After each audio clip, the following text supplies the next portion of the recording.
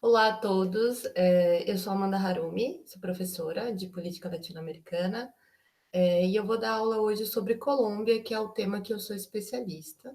Então, vou tentar abordar um pouco dessa conjuntura histórica, alguns fatores estruturais que existem na Colômbia, para explicar os levantes populares que aconteceram em 2019 e em 2021. Então, eu vou começar, ainda no século XIX, com um fator muito importante, que é a figura do Simão Bolívar. Então, o Simão Bolívar, ele pode ser citado como o primeiro pensador de um projeto latino-americano, latino-americanista. Então, ele vislumbrou a integração de países de uma região, né, que ainda não tinha um Estado-nação formado, chamado Gran Colômbia. E a Gran Colômbia ela tinha um objetivo de desenvolvimento econômico e de formar uma autonomia política em relação à Europa.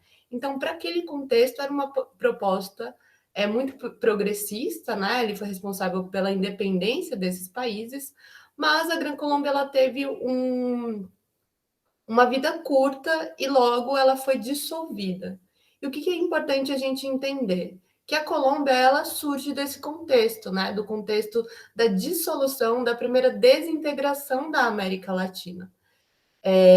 Então, a gente não pode esquecer que a história da Colômbia ela tem projetos muito progressistas, né, de desenvolvimento, mas essa formação muito latino-americana, de latifúndio, de elites que não têm um pensamento nacional, um pensamento de desenvolvimento, ela vai impactar toda a história da Colômbia, mas sem querer dizer que a gente não tem movimentos de resistência, pelo contrário.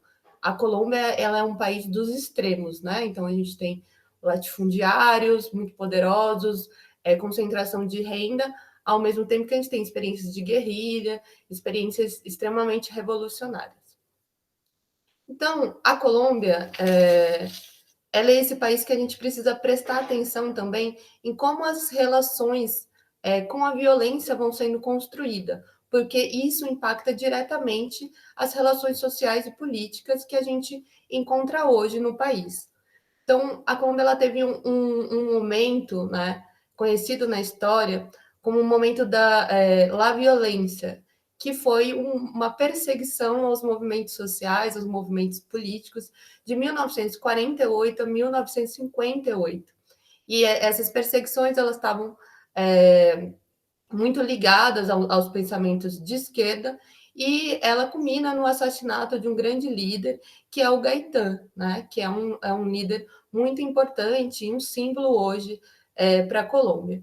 Então, a Colômbia ela tem um curto período de uma ditadura militar, mas isso não quer dizer que essa estrutura de violência, né, de opressão, de Estado terrorista, que a gente conhece da história da ditadura chilena, da ditadura brasileira e da ditadura argentina, não esteja presente na conjuntura histórica da Colômbia.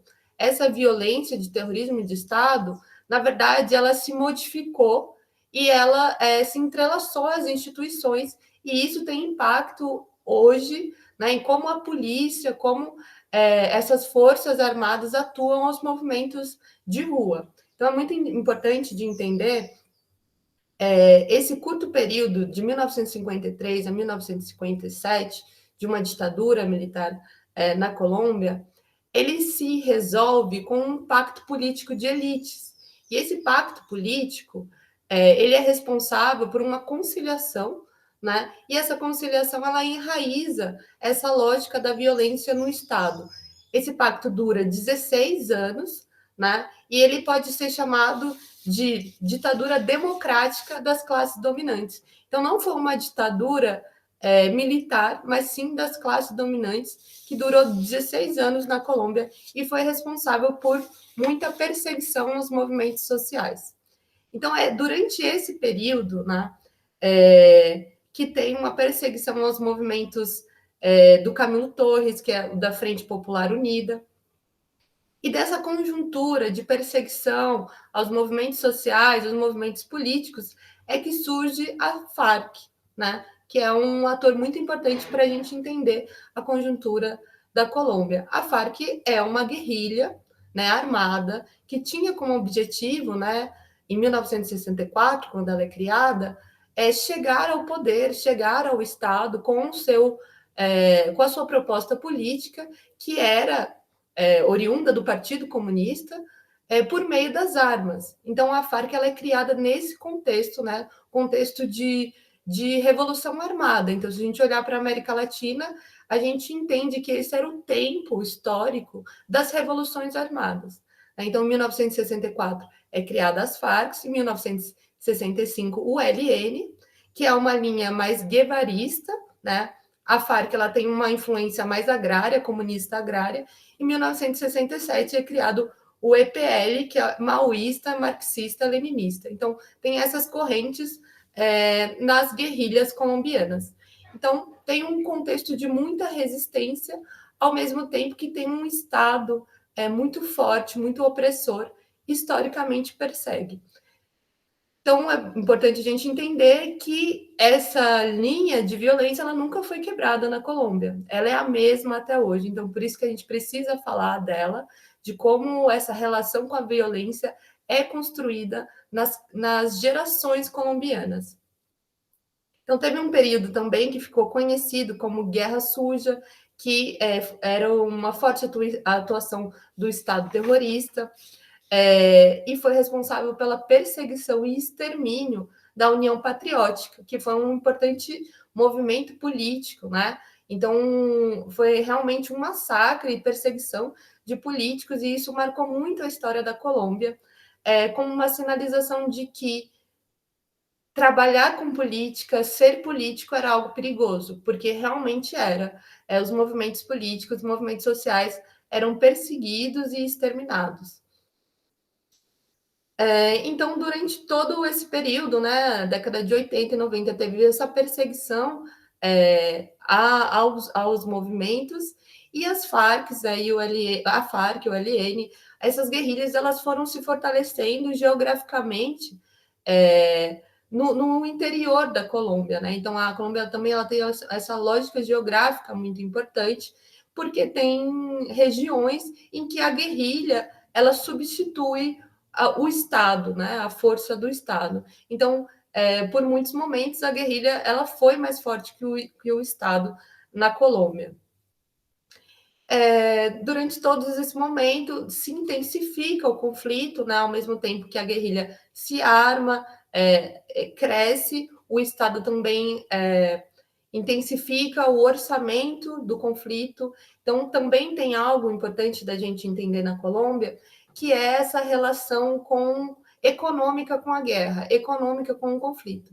E ela aumenta ainda mais com o Plano Colômbia, que é o plano desenhado pelos Estados Unidos de combate às drogas, de muita interferência dos Estados Unidos, tanto financeira como técnica, né, de como seria feita essa guerra, e ela foi financiada, né, intensamente, e levou a um conflito muito grande na Colômbia.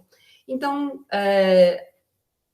pensando mais agora no contexto atual da Colômbia, eu quero falar sobre alguns fatores, né, alguns fatores estruturais que existem nessa história e que vão estar sempre presentes, né?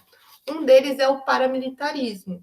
É muito difícil entender a Colômbia sem falar de paramilitarismo. Os paramilitares são como exércitos privados, né, que eles prestam serviço tanto para narcotraficantes, para o Estado. Hoje já é comprovado que os paramilitares tinham relação com o Estado terrorista, mas é um exército privado, ele presta serviço a quem lhe interessar. E esse fator é um fator muito importante, porque quem realiza essas perseguições políticas, né, e esses ataques contra a sociedade civil, normalmente são esses paramilitares, que são forças extremamente violentas, que transitam por essa ilegalidade, mas essa relação com a narcopolítica e o Estado colombiano. Então, a narcopolítica também ela é outro fator estrutural na Colômbia que a gente tem que prestar atenção. Muitos de vocês devem ter assistido a série Narcos, né? Então, é uma série um pouco polêmica, é contraditória, por exaltar muito a imagem do Pablo Escobar, né? Mas o que é muito importante da série é a gente perceber o quanto o Pablo Escobar queria entrar na política. Então, isso mostra na série o desejo dele de entrar na política. E essa é a narcopolítica, é quando os interesses dos narcotraficantes são traduzidos pelo Estado e defendidos pelo Estado. O Pablo Escobar chegou a ter uma carreira política, né? Mas ele não tem sucesso em relação a isso, mas a gente pode dizer que o Álvaro Uribe, sim, né? O Álvaro Uribe foi o presidente da Colômbia, é uma figura muito importante para a gente entender a Colômbia, e ele tem essa origem na narcopolítica, no paramilitarismo, essa relação estreita com essas forças que permeiam as relações políticas da Colômbia. A guerrilha, né, também é um fator que está intrínseco a isso, dentro dessa lógica de conflito, mas a gente tem que entender que o conflito principal na Colômbia é um conflito de terras, é um conflito de território, é um conflito geográfico. Então, a luta armada, ela surge, né, desse problema, do problema da disputa da terra, e os movimentos sociais, os movimentos indígenas, os movimentos, né, dos campesinos, né, que se diz campesinos lá, que é um movimento agrário, está diretamente relacionado com essa disputa. Então, uma disputa com a narcopolítica, com os paramilitares, com latifundiários colombianos. Então, tem toda essa relação geográfica para a gente entender o contexto da Colômbia. Bom, avançando um pouco mais para a gente entender o contexto atual, eu vou falar um pouco sobre o governo do Uribe, né? Então, foi um governo que intensificou a lógica do Plano Colômbia, fez parte, né, desse Plano Colômbia, intensificou a perseguição aos movimentos insurgentes, acelerou, investiu muito dinheiro mesmo, em orçamento de guerra contra os movimentos sociais.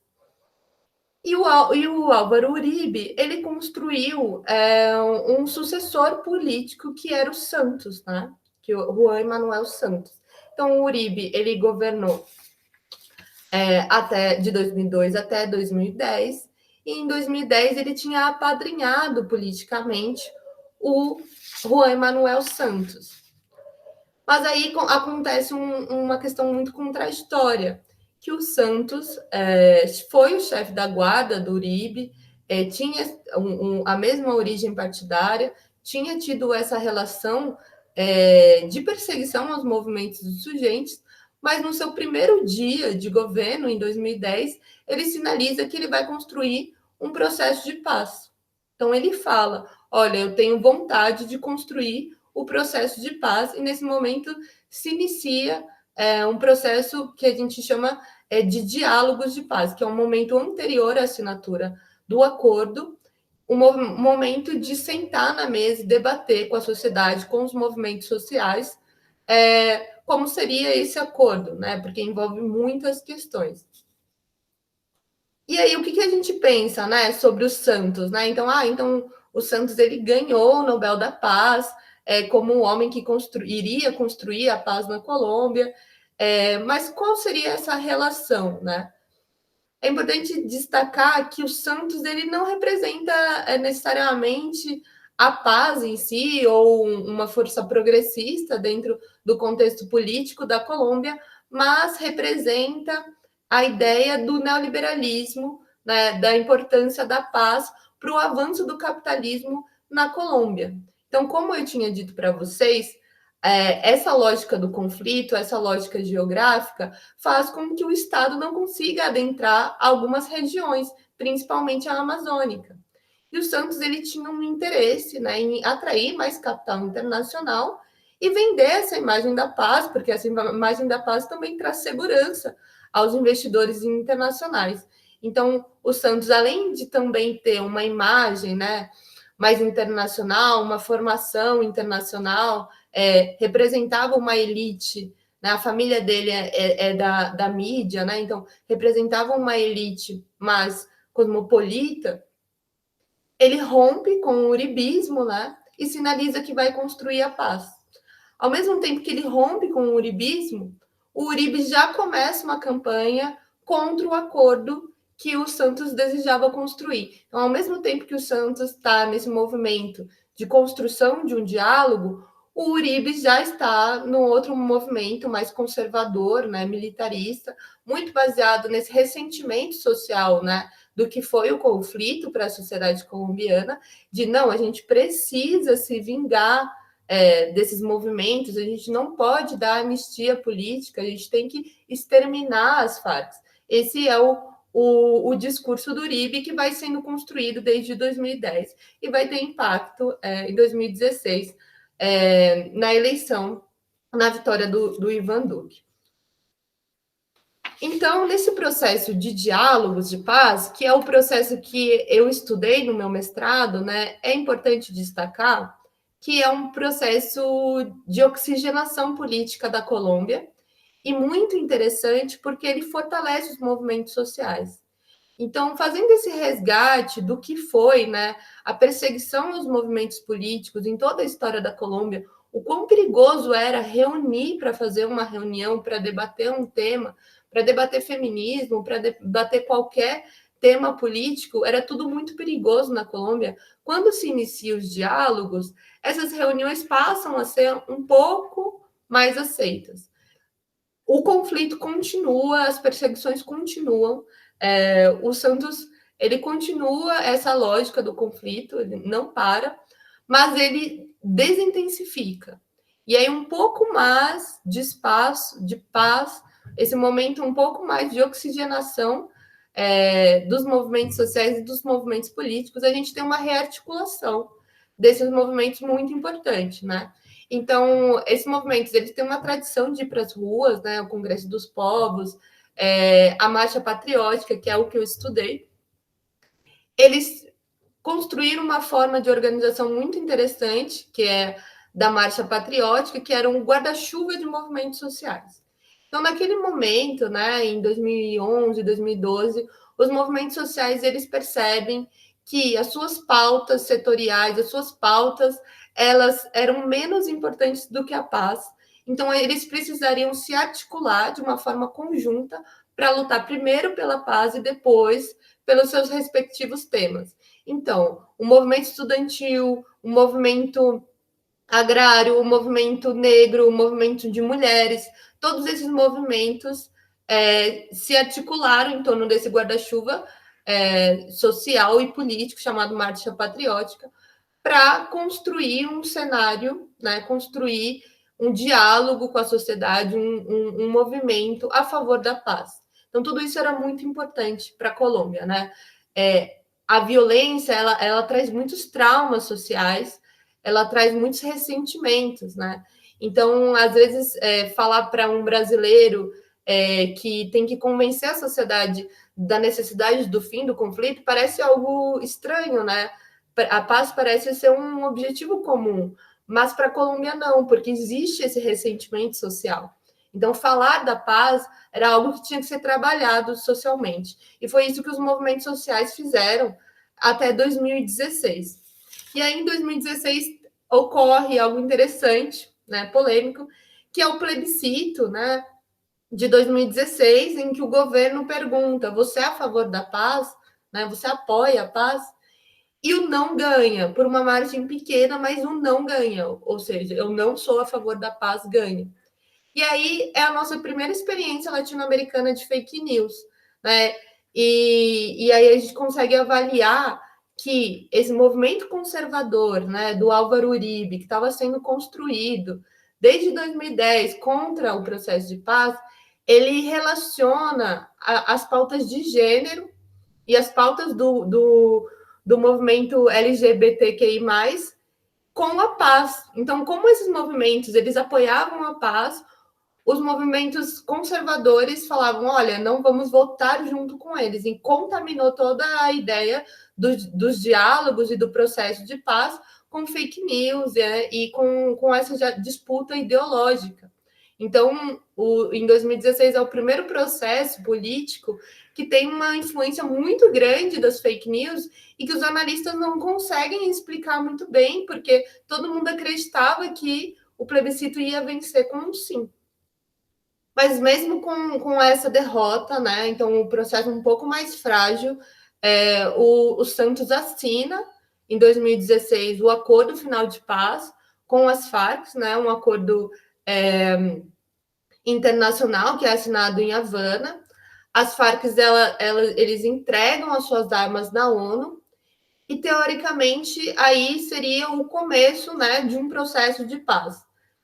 Então, a gente teve os diálogos de paz de 2010 a 2016, a assinatura do acordo em 2016 e a implementação do acordo, que seria um momento mais importante, né? Porque todo esse acordo ele tem uma influência jurídica, constitucional. Então, tem uma anistia política, tem novas formulações que teriam que ser implementadas e teria que ter uma vontade política muito grande para implementar. E não foi isso que a gente viu, né? Então, em 2016, já se assina um acordo com uma fragilidade, porque não teve todo esse apoio na sociedade, né? Teve uma grande polarização em relação ao tema. E em 2018, até 2018, o governo do Santos não consegue implementar juridicamente o acordo, e em 2018 tem uma eleição na Colômbia extremamente polarizada em relação a um acordo de paz. Então, de um lado, tinha o Ivan Duque, que era apadrinhado político do Álvaro Uribe, que era o conservador pró-conflito, né, que defendia rasgar o acordo, intensificar o conflito contra as Farc. E do outro tinha o Gustavo Petro, né, um candidato ex-guerrilheiro do M19, foi prefeito de Bogotá, tinha um discurso de reafirmar o acordo e intensificar a implementação do acordo de paz na Colômbia para que eles pudessem progredir com uma pauta de desenvolvimento. Então, vale lembrar que essa eleição ela teve um debate político muito fraco. Na verdade, o debate foi em torno do sou a favor ou sou contra o acordo de paz, e em 2018 o Ivan Duque ganhou, né? Fruto de um processo de fragilização desse acordo, né? E aí começa mais um momento de intensiva perseguição aos movimentos sociais, aos movimentos políticos e principalmente às guerrilhas e à Farc. A Farc se desarmou, né? Se transformou num partido político que buscava disputar a eleição, disputou a eleição para cargos menores, não disputou presidência. Então, tinha essa intenção de chegar ao poder pela democracia, pelas vias democráticas. Então, quando a FARC surge em 64, ela tinha intenção de chegar ao poder com as armas, com a luta armada. Em 2018, quando ela se torna um partido político e é reconhecido legitimamente como isso, ela tinha intenção de intervir politicamente por meio da democracia. Então, isso é muito importante também para a gente compreender a Colômbia. A Farc, ela se fragiliza, né? Então tem parte da guerrilha que dissolve e vira, né, um outro movimento. Isso é muito ruim. Mas pensando nesse contexto da selva, né? Quando as Farc se desarmam e o Estado não cumpre com o acordo e intervém e começa a fazer perseguições políticas, prender pessoas que tinham ganhado a anistia no processo, começa a descumprir, é fácil a gente entender por que eles retornam ao conflito de uma maneira ou outra. Mas a parte intelectual do partido se concentra nessa atuação política e reafirmar a defesa do acordo de paz, que é algo que é levado até hoje, né? Então, a necessidade de proteger o acordo, de reafirmar o acordo, de não dissolver todo esse processo político que foi construído. Então, o acordo de paz é o assunto principal, o tema principal da Colômbia, e muito importante para entender todos os levantes populares que acontecem na Colômbia de 2019 e 2021. Então, essa relação, né, de conflito que se intensifica com a política do Ivan Duque ela cria, né, ela oprime muito por meio de massacres. Então, na Colômbia tiveram, desde o Acordo de Paz, mais de 1.090 lideranças, né, de direitos humanos foram assassinadas.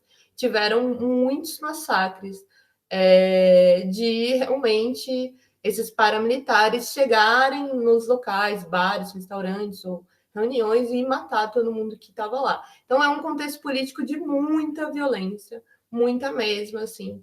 Então, é sempre importante a gente lembrar disso quando for entender Colômbia e fazer comparações com outros países. Lá é mais intenso, lá as pessoas morrem mais, são mais perseguidas. Isso é um fato, isso é a Colômbia. Então, em 2019, teve o primeiro levante popular, que foi muito grande, né?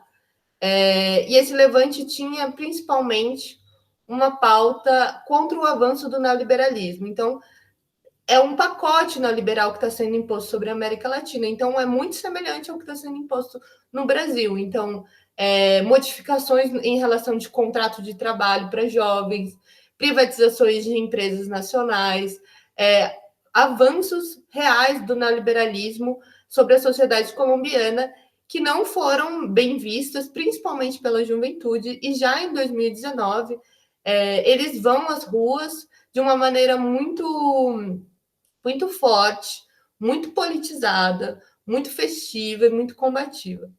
E a gente tem que lembrar que a juventude morre muito na Colômbia, né? Então, esse levante de 2019, ele se inflama quando um jovem de 18 anos é assassinado, o Dylan. E aí toda a juventude se comove e vai às ruas, né, para reivindicar esse futuro, né, que é perdido tanto pelo neoliberalismo imposto por um governo autoritário, quanto pelo conflito que existe na sociedade colombiana. Então, esse é o contexto, né? O governo do Ivan Duque, ele é muito atrelado à imagem do Uribe, né? Ele é chamado de fantoche do Uribe, ele tem toda essa relação muito estreita com a imagem do Uribe. O Uribe, em 2020, ele foi preso, inclusive, comprovando a relação dele com paramilitares, com a organização dos paramilitares. Então, o Uribe também já tem provas de que ele é narcotraficante, que ele tem relação com paramilitares. Ele foi preso, e essa imagem deles, né, de conservadores, ela vai se desgastando. E aí, qual que é uma mensagem importante da gente entender também? Que o Uribe, todo esse movimento conservador, todo esse movimento de extrema-direita, ele sempre disse que qual era o problema da Colômbia? O problema da Colômbia era as Farc, eram os movimentos insurgentes, eram as guerrilhas.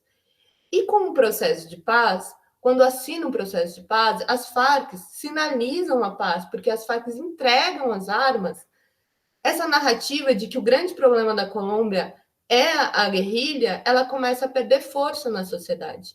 E a sociedade começa a entender que o grande problema da Colômbia não é a guerrilha, e que o grande problema da Colômbia é o neoliberalismo.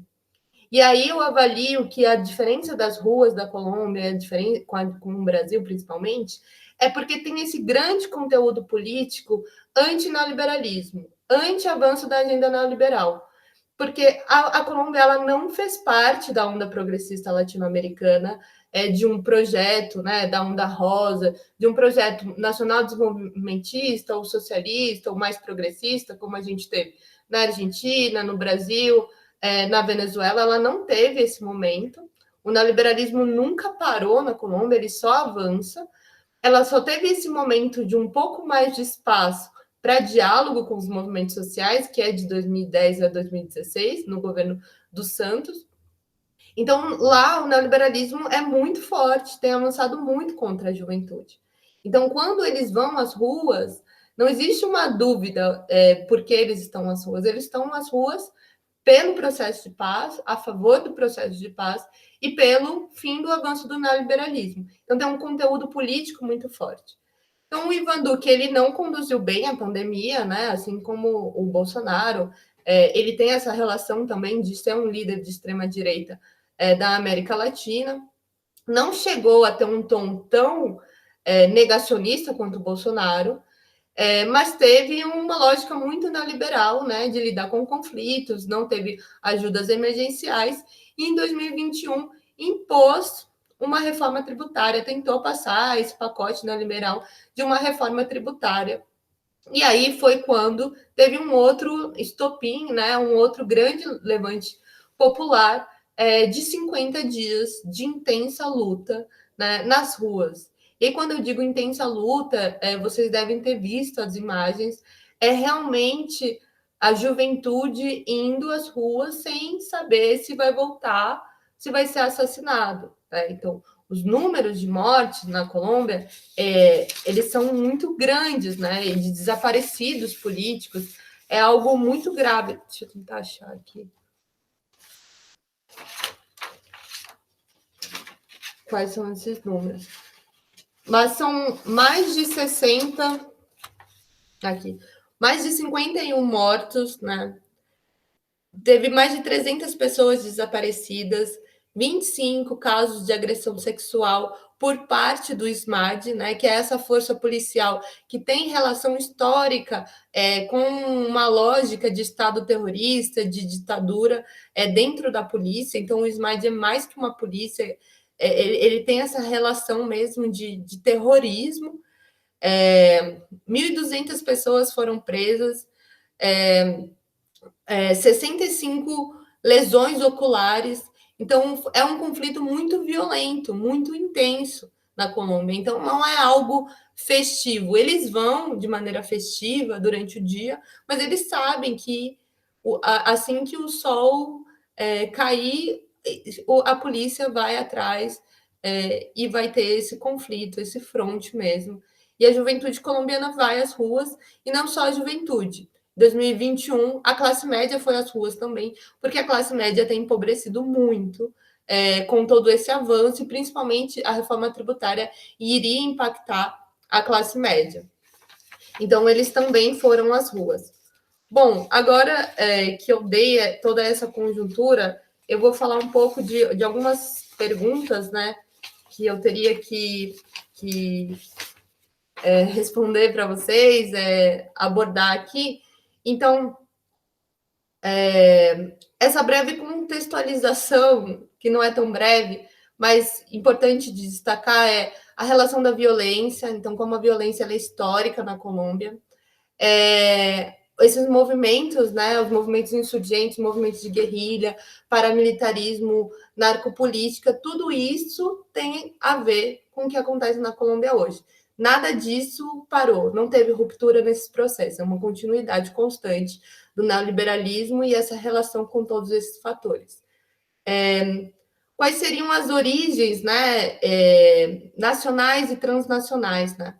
Então, nacionais, com certeza, é todo esse acúmulo, né, da defesa do processo de paz, do fim do conflito, da necessidade de uma paz, das pessoas pararem de morrer, e também o avanço do neoliberalismo, né, frear o avanço do neoliberalismo. As influências transnacionais.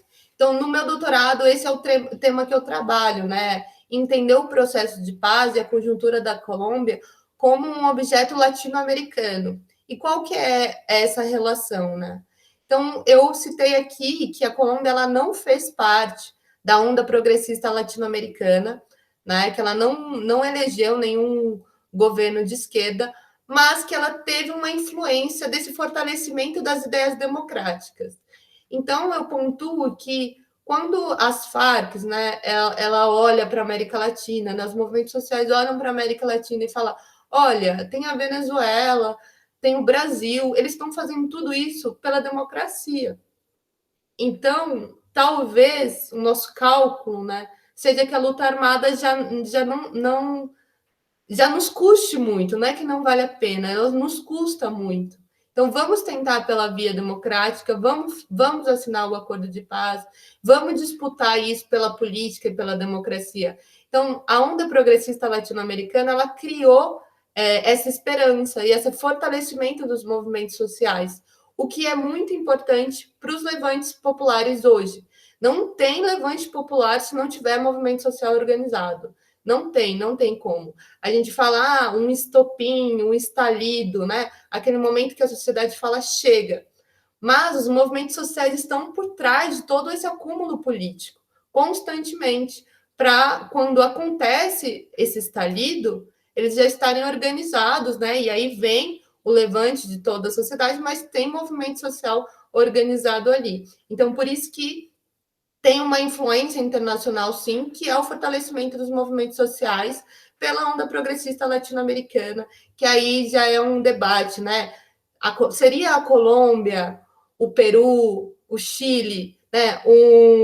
Uma continuação da onda progressista latino-americana, né? Porque eles foram países que não avançaram tanto, né? Que não tiveram esgotado essas propostas. Eles continuaram intensificando o neoliberalismo até um momento em que a população vai fortemente às ruas contra o projeto neoliberal. Então, isso é importante. Eles vão contra o projeto neoliberalismo, eles sabem politicamente o que eles estão contra. Então, as características desses movimentos sociais, as demandas dos movimentos sociais é pelo fim do neoliberalismo, e isso é muito importante, né? Então, tem muitas frases, né, de rua que eles falam, né? O neoliberalismo nasceu na América Latina e vai morrer na América Latina. Ele tem que ser enterrado aqui, porque já chegou no seu limite. Então, essa é a força do movimento social nas ruas. Tem um cálculo político muito importante. E eu conversei com um militante, um líder estudantil, e ele falou isso. Ele falou: a gente vai às ruas em 2021 não é para ganhar a eleição de 22. A gente vai às ruas em 2021 para sustentar a vitória de 2022, porque eles sabem que a elite colombiana é uma elite poderosíssima, é uma elite internacional. Então, eles sabem que para eles sustentarem qualquer proposta progressista para o futuro da Colômbia, eles vão ter que sinalizar isso nas ruas. E que vai ter que ser muito forte, vai ter que ser muito massivo para isso ser construído. Eles têm essa noção, né? Quais são as inovações políticas, né, e renovação institucional? Então, tem uma coisa que está acontecendo na Colômbia que se chama o Pacto Histórico. E isso é muito importante, né? Esses movimentos de rua, desde 2019 a 2000, e em 2021, eles nos dão uma esperança, eles nos sinalizam que a eleição de 22 pode ter uma vitória progressista, né? Pode ser o Gustavo Petro, Ivo Cepeda, que são esses nomes bem fortes na Colômbia.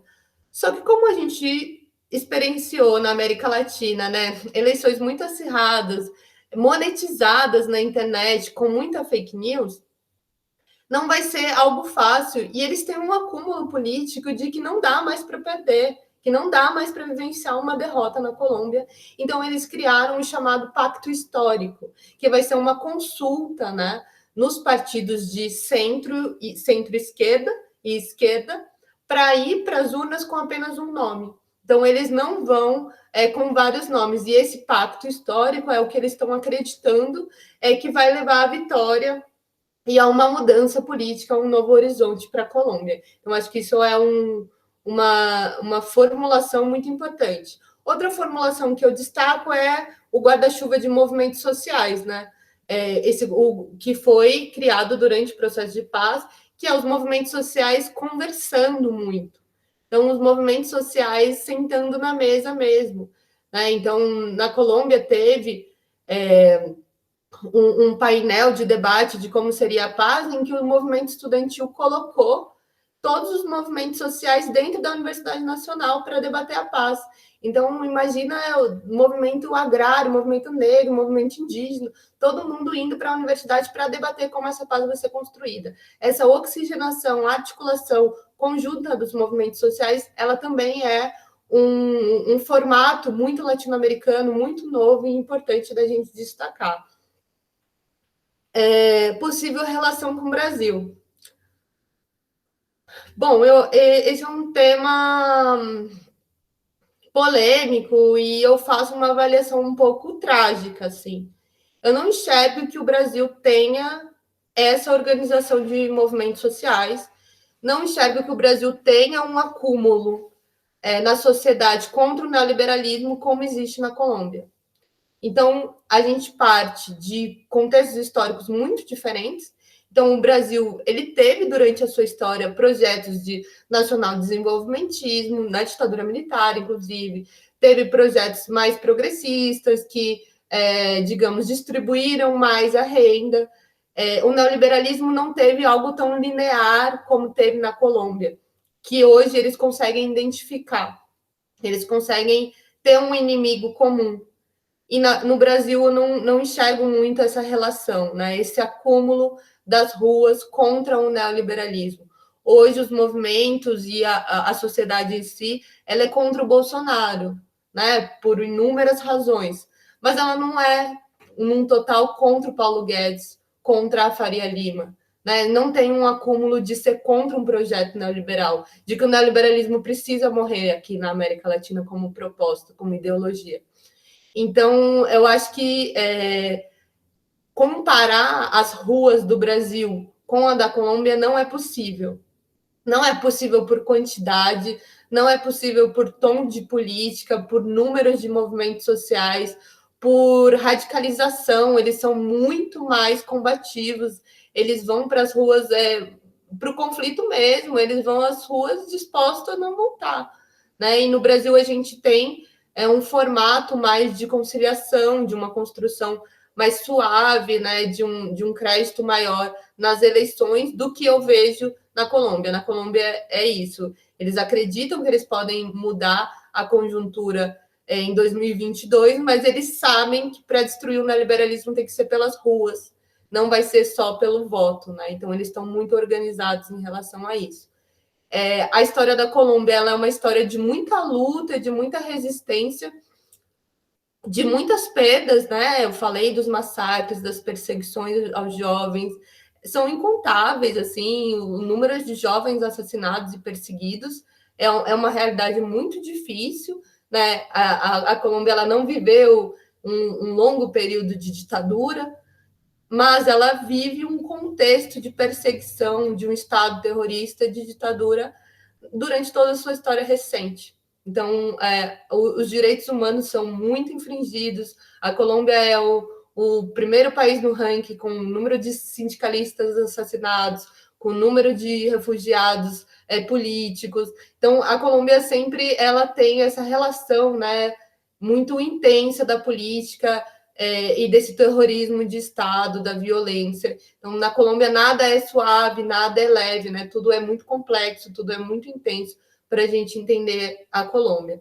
Então, colocando todo esse tom, né, para enxergar os movimentos sociais, eu tenho muita esperança nessa construção que está sendo feita, que ela não é uma construção de um ano, ela não é uma construção de 3 anos, ela é uma construção de décadas, ela é uma construção que vem desde, né, do Bogotácio, ela vem desde da União Patriótica, que foi exterminada, então eles lembram muito disso, de toda essa tragédia histórica. Então tem um acúmulo social e político para construir um novo horizonte na Colômbia. Mas vale lembrar que a Colômbia é um país geopoliticamente estratégico para os Estados Unidos, que tem 4 ou 5 bases militares importantíssimas, né, na região amazônica, principalmente, em relação à Venezuela.